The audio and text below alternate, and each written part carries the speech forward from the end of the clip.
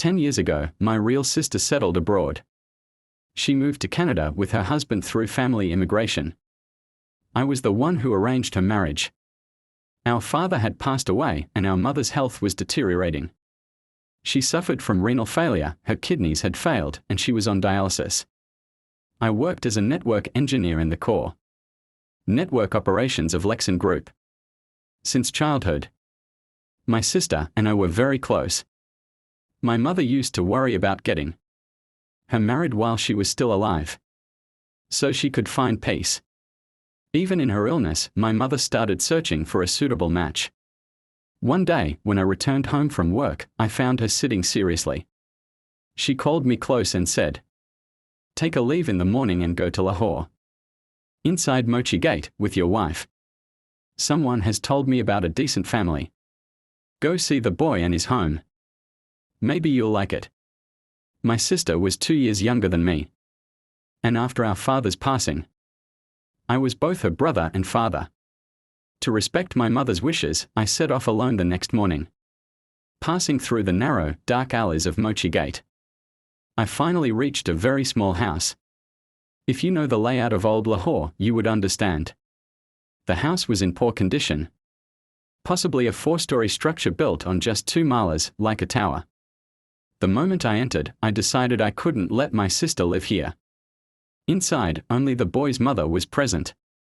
She seemed like a very refined lady. She personally arranged tea for me. She told me my husband worked for the railway but passed away in my youth. After him, I lived only for my son. I have no wealth except for him. You've seen the condition of our home. This is all we have. My son has completed an MPhil in English. Well-mannered and decent. Eventually, I got up to leave. Before I left, his mother said, "Fate decides these matters. If you make a decision, I want to be clear, we are firmly against dowry. My son will not accept a single penny. He gets angry at the very thought of it. Other than that, all I can say is that where we two mother and son eat, we will always have room for one more. Even if we have to sleep hungry ourselves. My own free will." She replied, "Son, just look around. Where would we even keep it? This is a small 2-room home, but it is ours. We've lived here all our lives and I wish to spend the rest of my days here. Why should we take, and why should you give? The biggest favor is when a father entrusts his daughter to someone." I returned home to see Alcott and called my sister into my room. I told her everything. She stayed silent, probably because the description of the house made her hesitant. Seeing her quiet, I said, "Look, there's no pressure. That's why I'm telling you everything." Hearing this, I laughed and asked, "So you can make an informed decision?" From what I've considered, he might be struggling now. But it won't always be like this. He's doing a PhD, times change. He seems honest and hardworking. If I had even the slightest doubt about him or his family, I would have rejected them without even asking you. Why won't you accept a dowry? What if? She listened and left the room. The next evening, she came to me and said, "Brother, whatever you decide, I will accept." I then did my own background check on the boy and his job at the school. Everything came out clean. There was no reason for concern. The wedding took place. They had 2 children. Salman completed his PhD and received Canadian immigration. In 2015, they moved there. Now, he is an assistant professor at the University of Mississauga. And his job is one of the highest paid in Canada. Time changes, nothing stays the same forever. My relationship with Salman is even closer than brothers because neither of us had one. After their marriage, both his mother and mine passed away. After 6 years, when my sister became a Canadian national, she visited Pakistan in 2021. Her daughter is chatty and adorable, while her son is quiet. The kids have adopted a completely English-speaking accent. When they talk, it sounds like native-born Westerners. At 2 a.m., I picked them up from Islamabad airport. We had met after years, so there was a lot to talk about. On the way back, it was foggy. The car's speed was slow due to low visibility, barely a few meters. to tease his little daughter. I said, once on a night like this, I saw a witch. She quickly responded in English, "Uncle, please no. I don't want to hear such a story." Her mother joined in the teasing, and the whole way home, we enjoyed scaring her with ghost stories. The next evening, she opened her laptop to attend an online class from Canada. Her English teacher asked, "How did you find your homeland, Pakistan?" "I want to give my sister something of."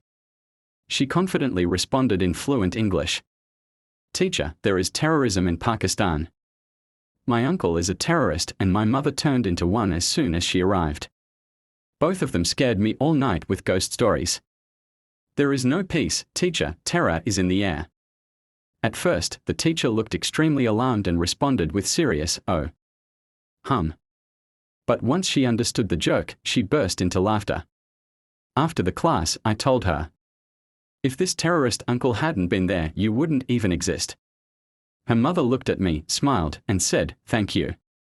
My decision could have turned out to be wrong. In our society, men are seen as the family's financial pillar.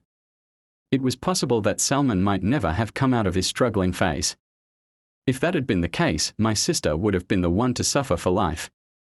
Now that my decision has proven right, I don't take the credit. All credit goes to them, my sister, who trusted my judgment and handed her life's biggest decision to me. And Salman, who worked tirelessly to justify my trust. When I agreed to the marriage, I told him just one thing, "Brother, I am trusting you, don't break my trust. Empower women. Educate them. Give them respect. Involve them in decisions about their lives. Don't hide anything from them. If you do this, they will entrust you with their lives, whether they are your sisters or wives. A man of integrity, from a good family, will never break that trust. Everything is in the hands of fate.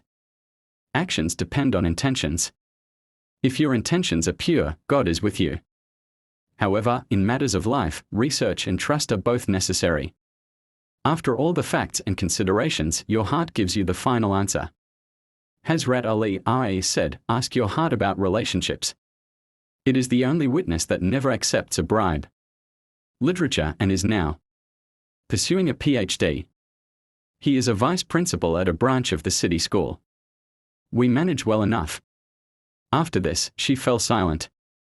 To continue the conversation, she asked, "How far is his school? And how does he commute?" She replied, "He doesn't own a bike yet. He doesn't know how to ride one. He uses local transport and walks part of the way." Hearing this, I stayed quiet. My sister had double master's degrees, an MBA in finance and an MA in economics. I wondered how to decline this proposal and leave.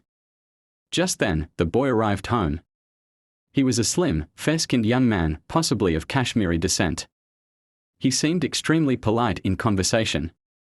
After a brief exchange and some general discussion, I realized he